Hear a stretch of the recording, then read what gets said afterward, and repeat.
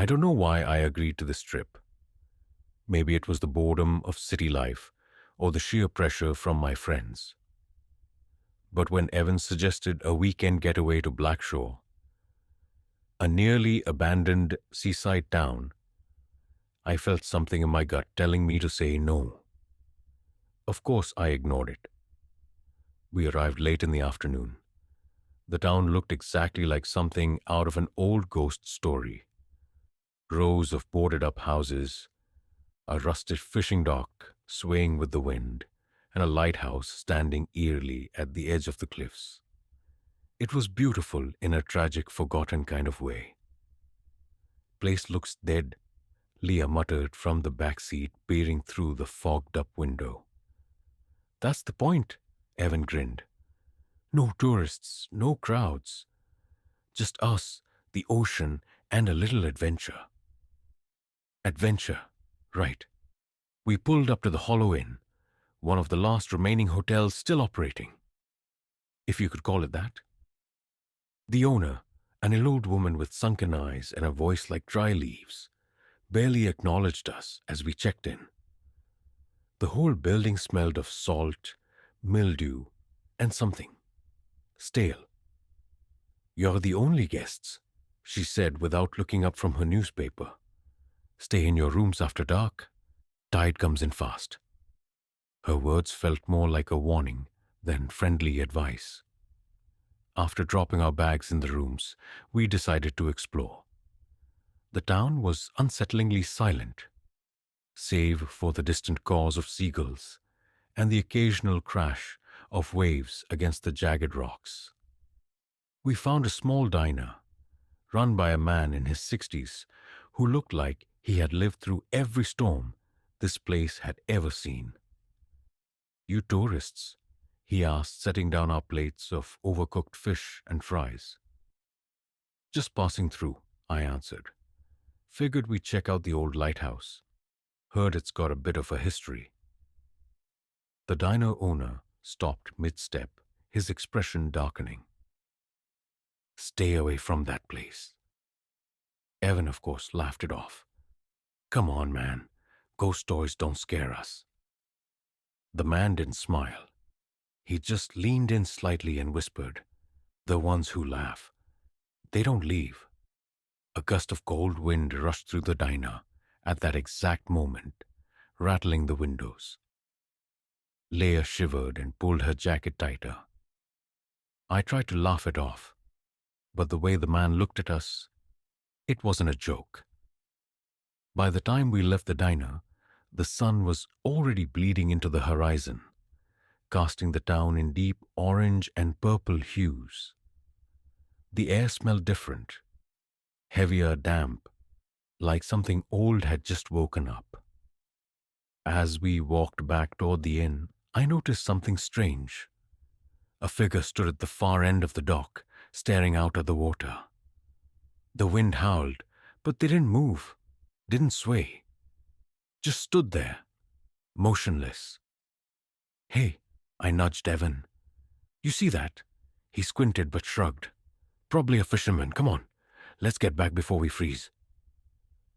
But as we turned to leave, I swear I heard something. Something just beneath the sound of crashing waves. A whisper, faint but unmistakable. You shouldn't have come. I spun around. The dock was empty. The figure was gone. That night the storm rolled in faster than expected. The wind howled like a wounded animal, rattling the old windows of the Hollow Inn. The salty air seeped through the cracks, making the room feel damp and suffocating. I lay on my bed, staring at the ceiling, trying to push away the unease that had settled deep in my chest. Evan and Leah had turned in early. Our little adventure had left them drained, but I couldn't sleep. Not after what I'd seen at the dock. That motionless figure. The whisper. It wasn't just my imagination. It couldn't be. I reached for my phone to check the time. 1:13 a.m. That's when I heard it. Tap, tap, tap.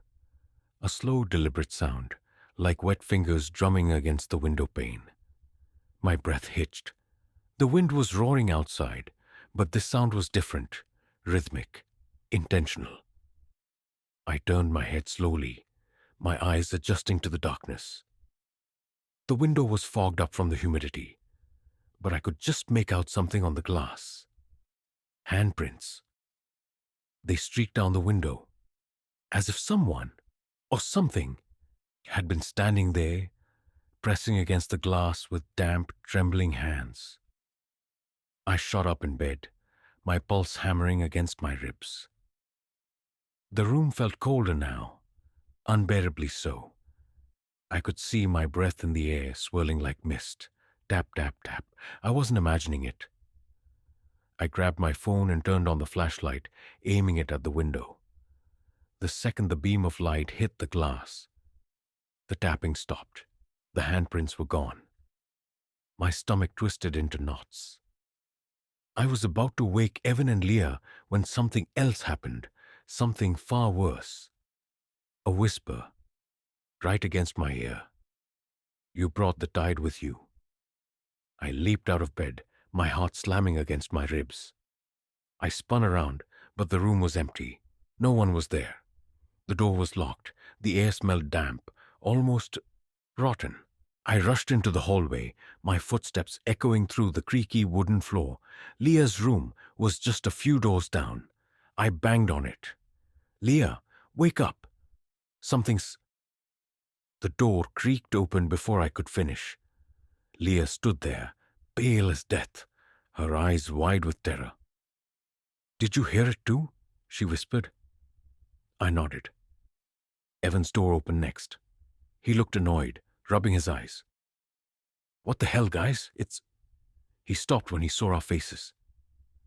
"Okay, what's going on?" Leah's voice was barely above a whisper. "There was someone in my room." Evan frowned. "What?" Leah swallowed hard. "I woke up because I couldn't breathe. It felt like something heavy was on my chest. When I opened my eyes, I saw—" Her voice caught in her throat. "Saw what?" I pressed. Her lips trembled. "A woman, standing in the corner, soaking wet." A chill ran down my spine. She was just staring at me. Her hair was dripping onto the floor. Her skin was pale, like she'd been underwater for days. And her eyes— Leah's breath hitched.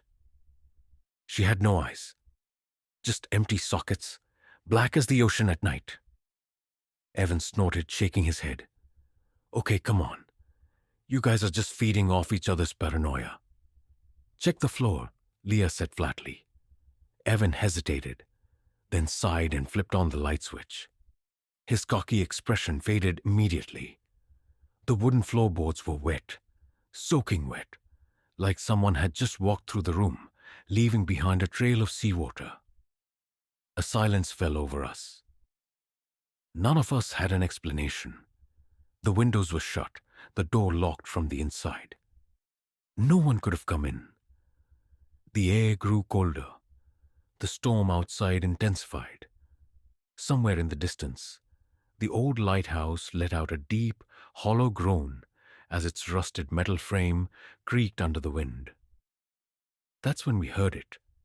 A low, dragging sound, like something was crawling down the hallway. I turned my head slowly, my stomach twisting into knots. The corridor stretched into darkness, illuminated only by the dim, flickering light of a dying bulb. Then, out of the shadows, I saw it. A figure, crawling. Its limbs were unnaturally long, its fingers dragging against the wooden floor, leaving behind wet, dark streaks. The sound of dripping water echoed in the silence. It wasn't human. It couldn't be. It stopped, lifted its head, and smiled. The light flickered once, twice, then went out. The hallway was swallowed by darkness, and all I could hear was the sound of bare, wet feet sprinting toward us. I don't remember running. I just remember the darkness swallowing us whole. The sound of wet feet slapping against the wooden floor echoed down the hallway as we sprinted toward the stairwell. Leah was sobbing, her breath coming in short, panicked gasps.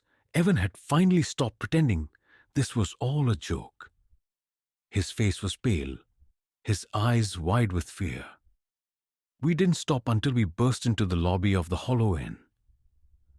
The old woman at the front desk barely looked up from her newspaper.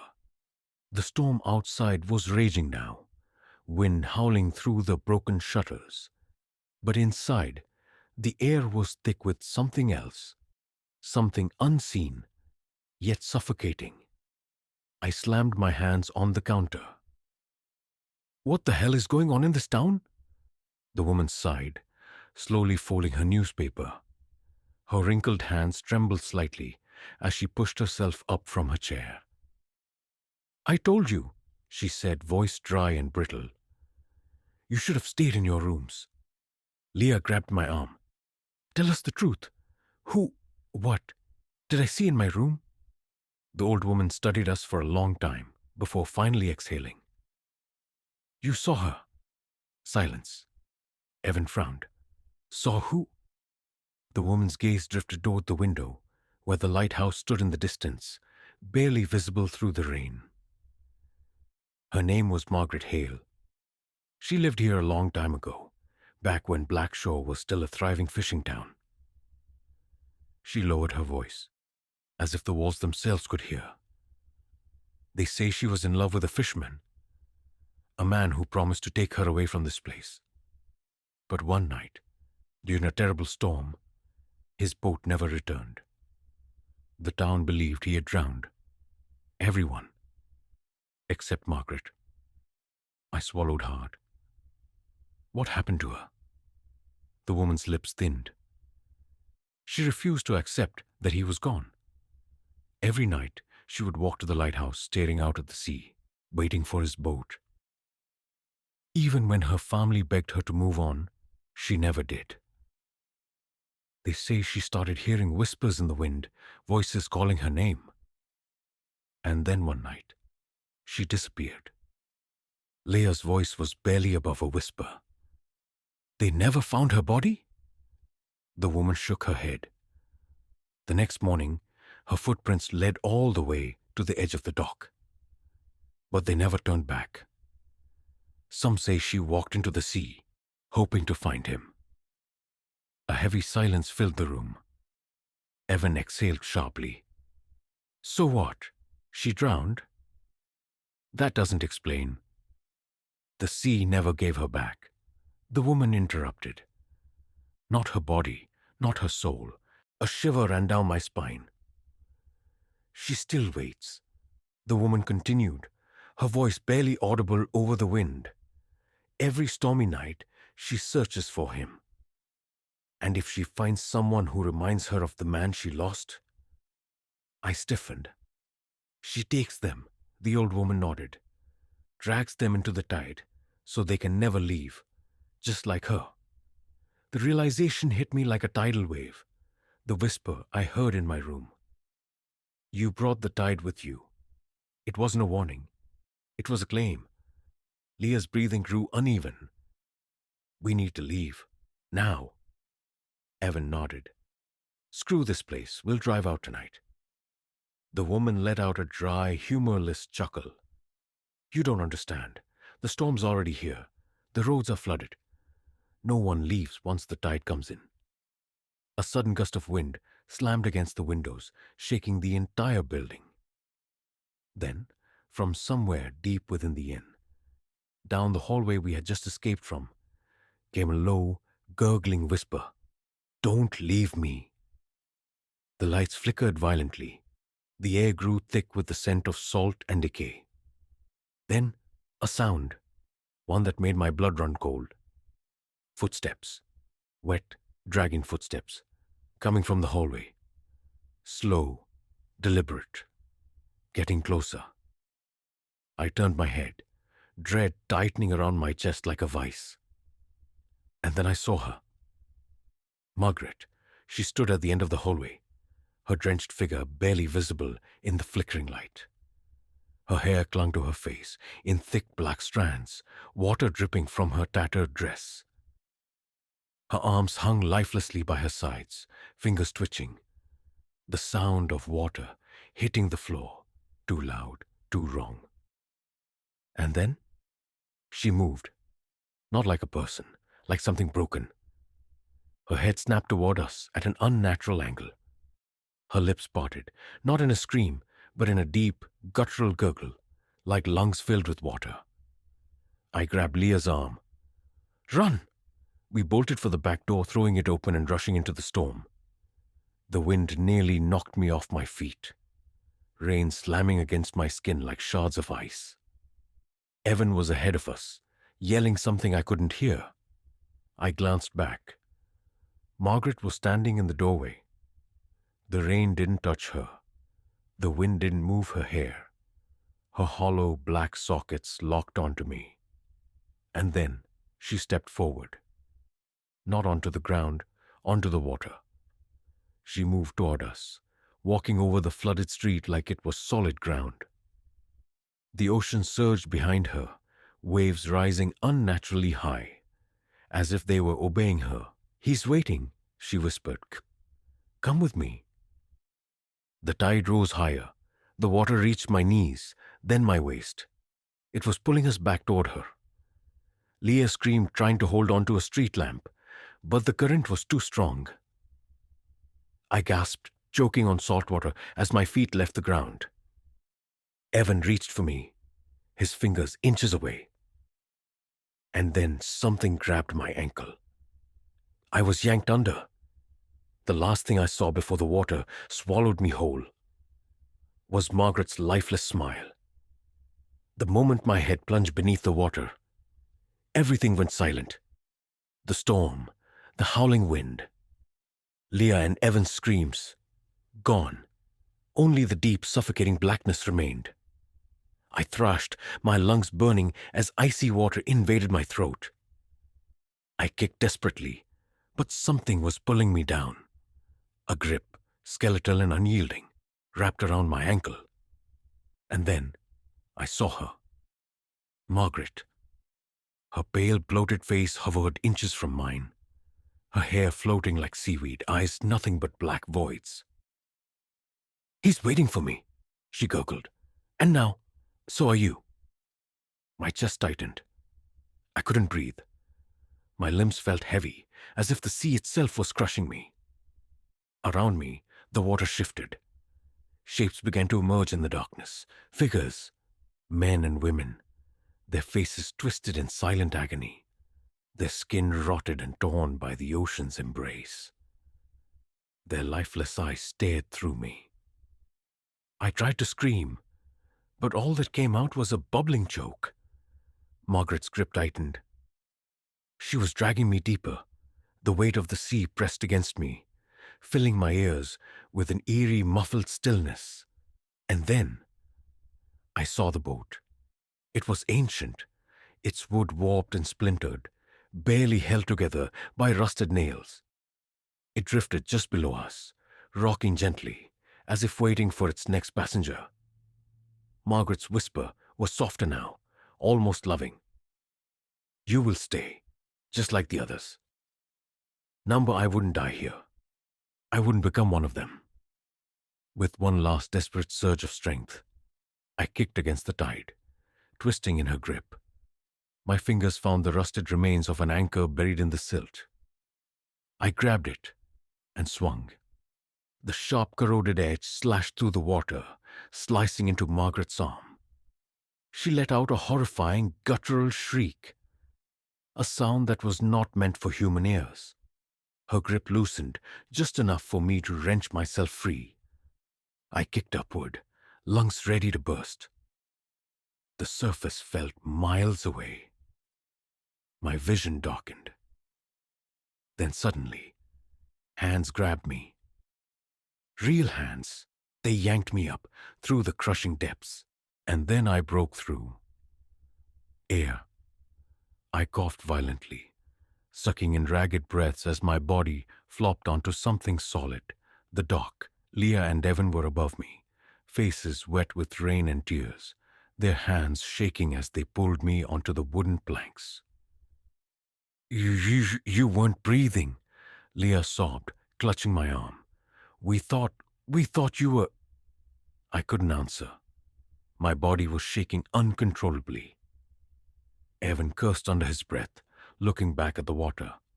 Holy shit, she's still down there. We turned our heads. The ocean was unnaturally still. No waves, no wind. Just the black, endless abyss. And then something rose from the depths. Margaret, her head broke the surface, her lifeless eyes locking onto me. Her expression was not one of rage but sorrow, and then, ever so slowly, she began to sink.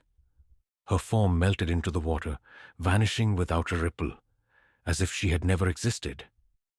The storm died instantly.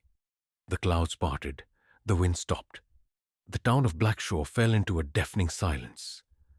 And just like that, it was over. Epilogue. The sea never forgets. We left the next morning. The roads were clear, the sun rising over the cliffs, as if the night before had been a nightmare. But we knew better. The old woman at the Hollow Inn was gone. The front desk was empty, the doors locked. The entire town felt abandoned. As we drove past the lighthouse, I forced myself to look one last time. The sea was calm, but in the distance, just beyond the breaking waves, I thought I saw a figure, standing on the water, watching, waiting. I didn't tell Leah or Evan, because deep down, I knew we hadn't escaped. Not really. The tide always comes back, and so do the lost.